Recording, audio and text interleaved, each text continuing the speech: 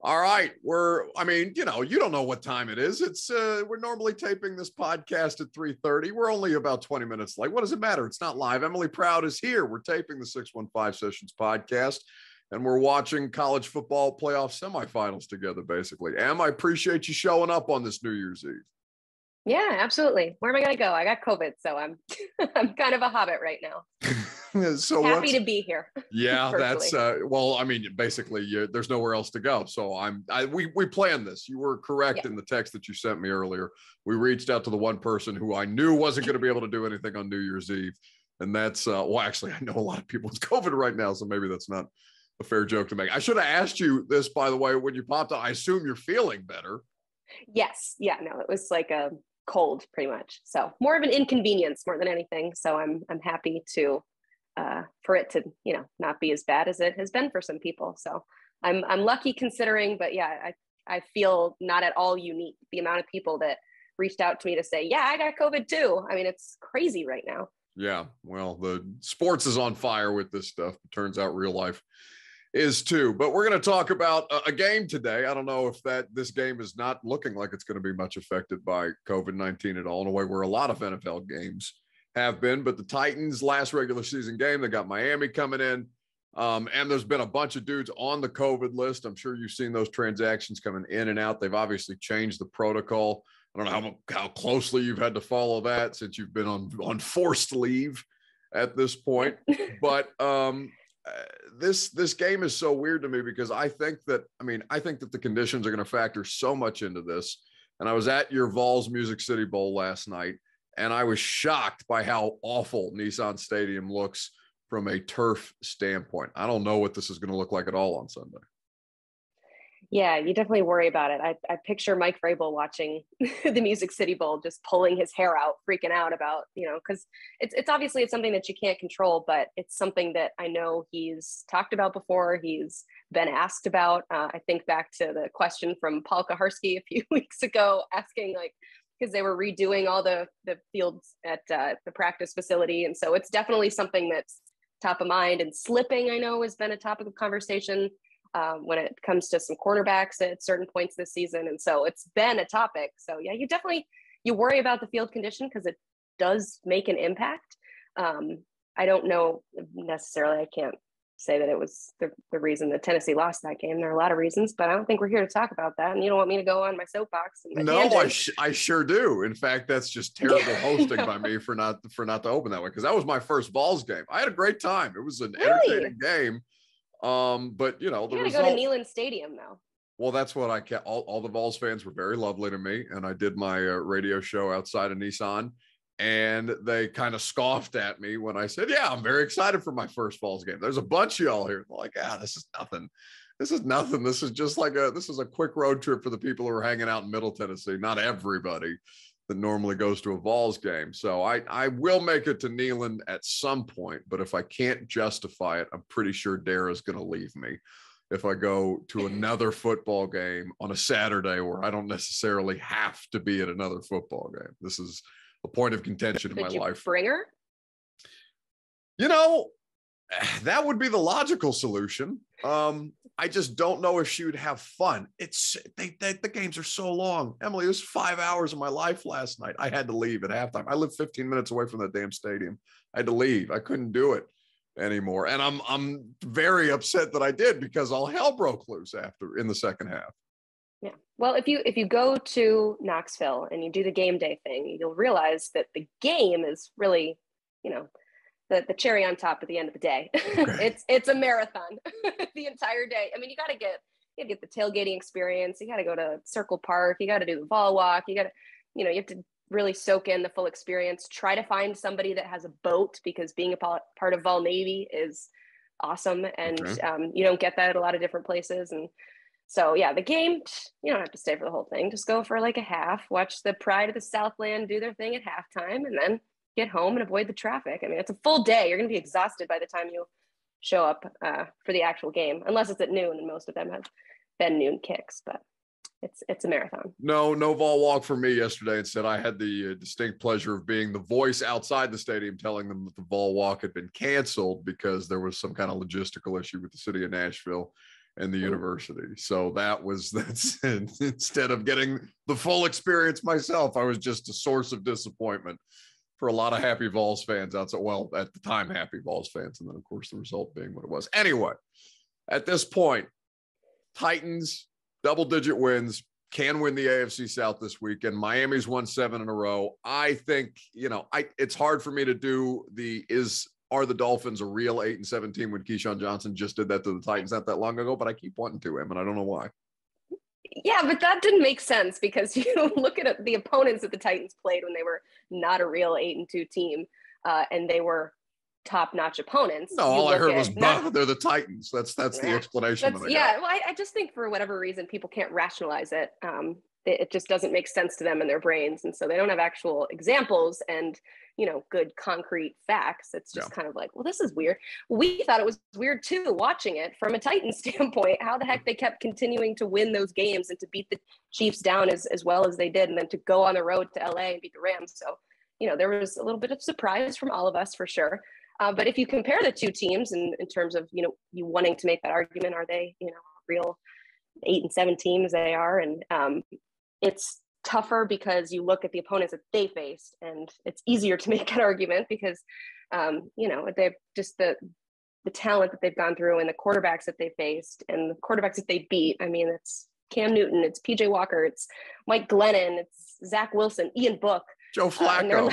In their last game, Joe Flacco. Exactly. So you look at that and you go, okay, well, they're not the tough opponents, but also you use your eyeballs, and the Dolphins are clearly playing better than they were to start the season when they started 1-7. So they ultimately are a better football team at this point in the season than they were to start the season. A lot of that comes from Tua and the way that he's been playing a lot better and actually playing and being out there. That clearly makes them a different team too. Jalen Waddle has come alive and has been spectacular. I mean, they have good things going for them. It's just, you always have that little tinge in the back of your mind that goes, okay, but who have they been able to beat? They've been able to beat? I think that this is a really good test for them to play this Titans team right now. I think they need this too to prove to themselves that they can win those tough games. Well, and to make the playoffs, they literally need it. Yeah, well, they're the last team in right now. They bumped Baltimore out with their win. Of course, the Ravens just getting absolutely shelled by Joe Burrow last week. I think with the Tua thing, it's in part one, the Dolphins have not been relevant in my lifetime. I feel like a lot of people feel that way about the Titans. They're going through this thing where it seems like they spent 7 years going through it with Ryan Tannehill, where they couldn't really figure out if they had a quarterback, and then they shipped him off for parts, and look how that worked out. With Tua, it's the fact that there are some, they play great defense. They've got the most sacks in football, 45 on the year, and they clearly teed off on Ian Book, who, you felt bad for the guy with as many people as the Saints were missing because of COVID. But I see Tua throw these inexplicable interceptions to me, Emily, and he's accurate. You can see that it's not just like the hollow best completion percentage in the NFL type stuff. Like we've seen Marcus Mariota have that game a million times, but I watch him and they clearly do well in scheming the offense to his strong suit, and he does well at executing it's Mac Jones-esque, except I think Mac Jones has been a little better than Tua this year. But the interceptions he throws make absolutely no sense to me. And if this is going to be another one of those slug it out, turnover differential, whoever finishes on the better side of that wins, I feel better about the Titans offense in ways that I haven't said in a month. Yeah, and it's weird. I like how you compared him to Mac Jones because I kind of am thinking of Tua as a rookie this year just because he didn't really get a chance when he was a rookie. And just the weird mind games that Brian Flores has played with him since he's, joined the Dolphins and since they drafted him. You have everything that's going on with Fitzmagic where they're pulling Tua in the middle of games to put him in, and then he becomes a starter. But then if, after Ryan Fitzpatrick throws 7 interceptions in a game, then they put Tua back in, and then they're like, okay, now you go lead us to victory. And then this year too, although they're giving him a quote unquote chance, you still have reports of the general manager meeting with Deshaun Watson right before the trade deadline and everything that's circulating with that. And so you kind of feel like this is his rookie year almost, because he is officially getting a shot. But there's all of these other things that are going on behind the scenes that he doesn't.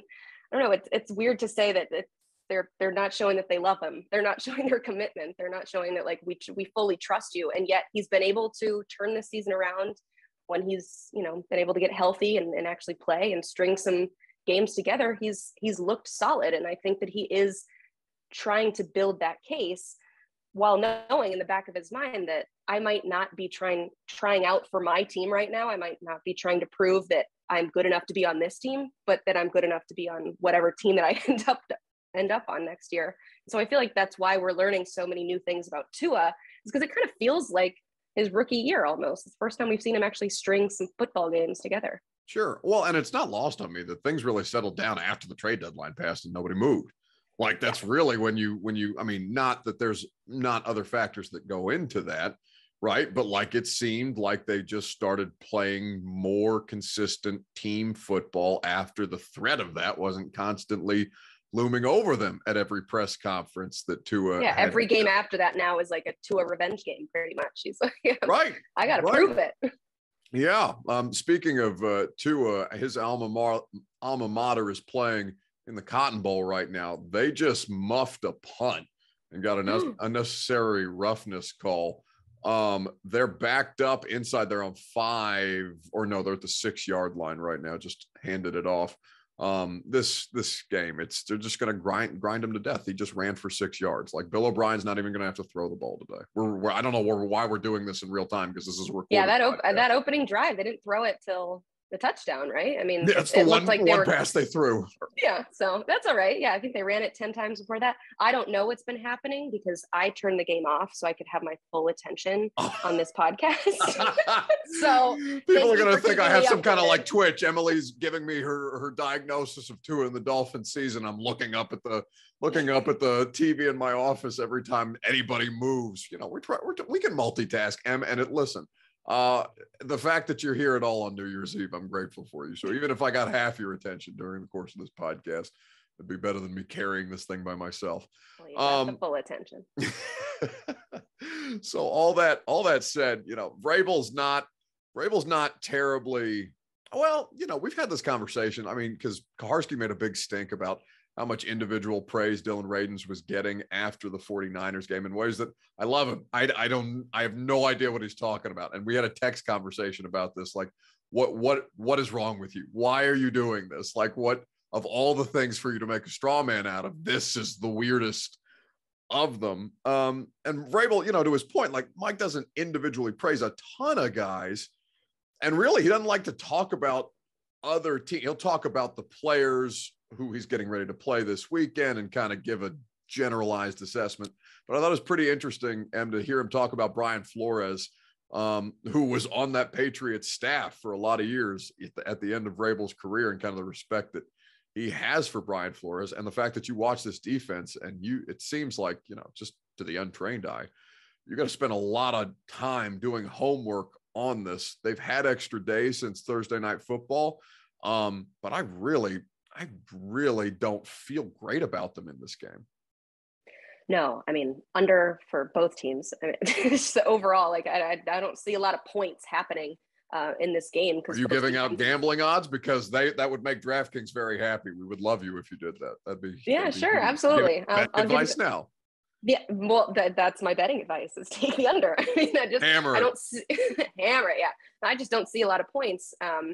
For the multitude of things that we've mentioned. Obviously, starting with both defenses are playing great football right now, but then the offenses, you have, they're still trying to figure some things out on offense. I know the Titans are hoping to get a little bit healthier and, try to factor Julio Jones into the offense at some point this season. That's got to come at some point, right? You would certainly think so, but who knows?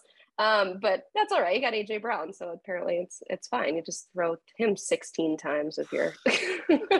Yeah, I mean, you have to imagine that somebody's going to be like, yeah, you know what? They seem to like that 11 a lot. Like, they see, especially on third down, and there was nothing really that San Francisco did to kind of counter that. I'm not quite certain Brian Flores will wait that long to see if he can't devise something or come with a plan to kind of isolate AJ, because the Julio experience, I mean, at what point do we reset our expectations? about him. And by the way, based on the information, because we're taping this on Friday afternoon, Julio still is on the COVID list.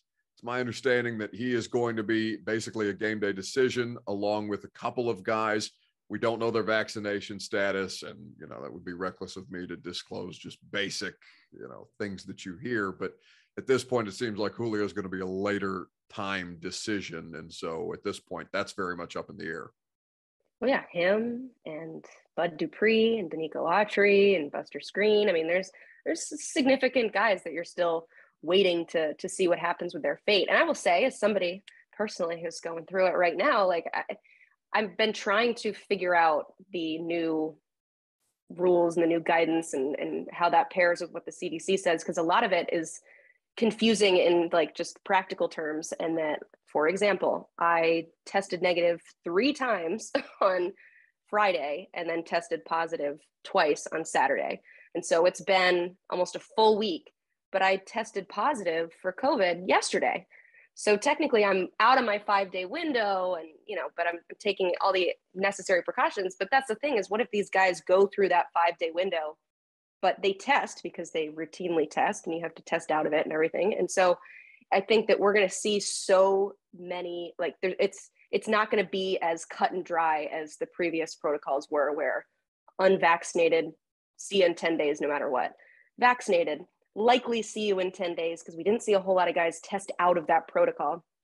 But now we've got, like, Caleb Farley was on it for, I think, 4 or 5 days, maybe not very many. Yeah. There's been Kendall Lamb is still on it, and he was put on like early last week on Wednesday. No, on Thursday, about a couple hours before the game. On Thursday. Yeah. So it's been a full week and he's still on the COVID list. And so I think it's not going to be as easy to determine when guys are able to come off. And so it's looser in the rules with how they are. And so it's better that you have that shorter amount of time and you do get more hope, but I feel like there's a lot more gray area and there's a lot more confusion. And so just waiting for those guys to come back is, you genuinely do not have any idea, where before you were able to just kind of do backwards math and say, all right, he should be cleared, should be good to go by Saturday or Sunday, or you simply don't know at this point. And everybody's bodies react differently to it as well. So that's the confusing part, but certainly guys that you want to get back for the game.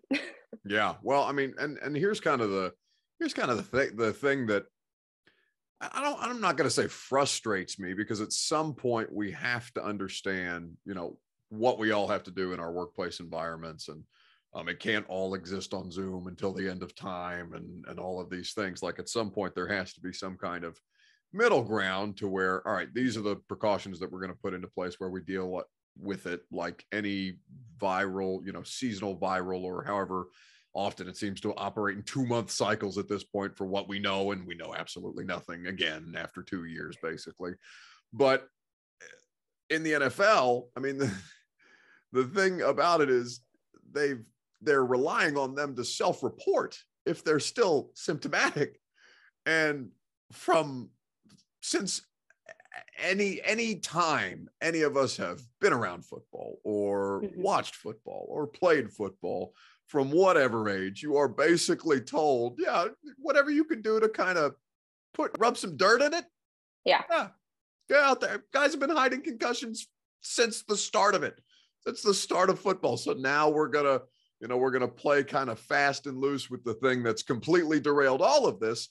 And I'm not saying that it doesn't end up being the right approach. I'm just saying that for all of the gaslighting that there's been about, well, this is the solution to X. And then of course there's not a solution to X, because you got Delta and Omicron and all these other Greek letters floating around in ways that are deeply troubling to me. But I think that's probably my biggest frustration with it. And the fact that, it's basically, tell us what it is or what it isn't. And if this is the way that we have to operate, and, maybe that's dog whistle type stuff, but like, I don't know what more those of us who have taken it seriously and tried to do things as best we can, I don't know how most people feel about that if they're experiencing those same frustrations, because it frustrates me.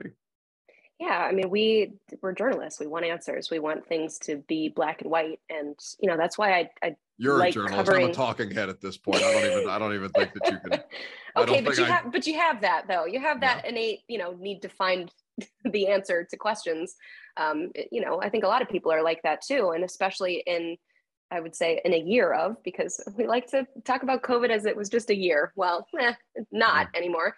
In this time frame that we have of uncertainty and, what's the word that everybody tried? Normalcy. Everybody wants to get back to normalcy and unprecedented times and all those fun buzzwords and everything. You want answers, and you felt like you were getting to a place where it was clean. It was, okay, this is what happens if a player goes on COVID IR. If he's vaccinated, this is what it looks like. If he's unvaccinated, this is what it looks like. And so there are a lot of questions, but what you were saying too, with, I don't want to be like back in the day, but older NFL times, and even, decade ago or so, it was like romanticized to push through injury and to push through sickness and illness and that sort of thing. I mean, think about like Michael Jordan flu game. That's, at what point do we have the COVID game?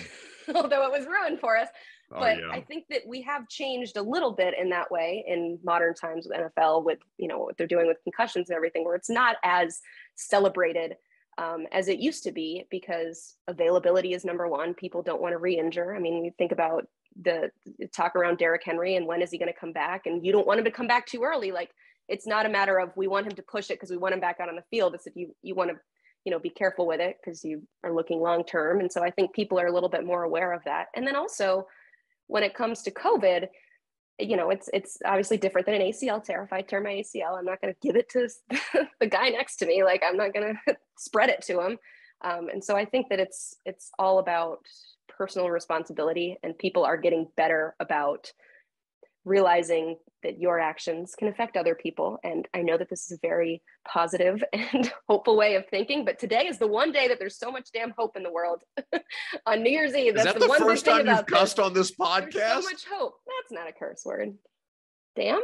Well, listen, the people in their 60s and 70s that'll Facebook message me after I say damn too many times on the radio, they would very much push back on the language. If the FCC doesn't care, then it's not cursing. No, exactly. No, I can't have like a real FCC job. I'd be fired so quickly. Yeah, no. Good luck doing local news. We have a whole different set of standards too. Just because you can keep that last. So one job I don't want. I'm grabbing at everything else. It's the one job I'm good on. Hey, well, we can't pay you anything, but you're more than welcome to hop on, whatever, go for it. No, I know that I'm probably thinking about it in a more positive way, but I do think that the personal responsibility element of it does make it messy and it makes it harder. But people I think what helps though, and it's kind of weird, I don't know exactly how to phrase this, but what helps is the whole, I hate when people say this, like cancel culture and that sort of thing, which essentially, I know it makes steam coming out of my ears, but that whole society, I think, makes people try to be more politically correct. And it looks really wrong if somebody were to play through and not tell anybody they have COVID, and that would be a problem. And that looks bad on the surface and for the NFL and, for you as a player. I mean, think about the players that like an Aaron Rodgers that come out and are very vocal about this. People disagree with them, and it changes the way that you think about them. And so it would behoove players to be smart, to say that I have symptoms, and to self-report. So it's not a great system, but we got to figure out how to move on with society with COVID. It can't shut things down like it used to. We've gotten smarter. We've studied more. We have vaccines. We have pills. We have all these things at our disposal. So we got to use them to figure out how to go on. I forgive me for anybody who's watching on YouTube and you saw how big I smirked when Emily said we've gotten smarter. That's just something. I don't know him. Maybe. Not all of us. No, sometimes you get simultaneously smarter and dumber at the same time. Too much information isn't always a good thing. No, because then you overthink. And then there's a lot of people that have access to information, and there's people doing their own research and think that they're scientists and all those fun things. I'm still waiting to hear back on Sam Darnold's findings after he told us he was going to do his own research. I'm still waiting. I know. I'm really interested. Well, you know what I did today when I'm trying to figure out when I go back to work? I called my doctor and I said, hey, when can I go back to work? When is it safe? I'm still testing positive, but I feel fine and I don't have a fever. And so I was like, I could Google this and try to figure it out on my own, but why don't I call a doctor? And it was wonderful. I got lots of clarity and learned stuff. So WebMD sounds much more efficient. Anyway. No, then I think I was dying. So I'm not gonna do that. I don't know if you guys go through this in your household, but every time Dara has something wrong with her, every time something happens, she'll like ask me, what do I think? I have no idea what you're talking about. Like, I don't know if you guys bounce those things off of one another the way that Dara and I do, but I'm just like, I literally have no idea what to tell you why X, Y, and Z is happening to you. I can Google it, but then we're going to figure out that you have, God forbid, like lymphoma or something like that. Like, I don't know what WebMD is going to tell me. But when it comes to medical stuff, I'm less of a problem solver and more of just a support. Like, you got this. Can I get you some water? Like something like that. Again, not a doctor, but I have a lot of friends who are nurses, so they're great to just text and figure that out. Big fan of nurses nowadays. Em, I appreciate you taking some time. I know it's not an ideal time to do a podcast, but it's the last podcast of the year, and we appreciate all the time that you've given us all year long, just as it's been for basically the past 3 years. You're a stud. I appreciate you stopping by. Absolutely. Thank you, friend. Happy New Year. I'll see you next year. Yeah, I love when people say that. I know some people hate it. I love it. I think it's so funny. You're the kind of person that makes the rest of us hate it. Goodbye, Emily.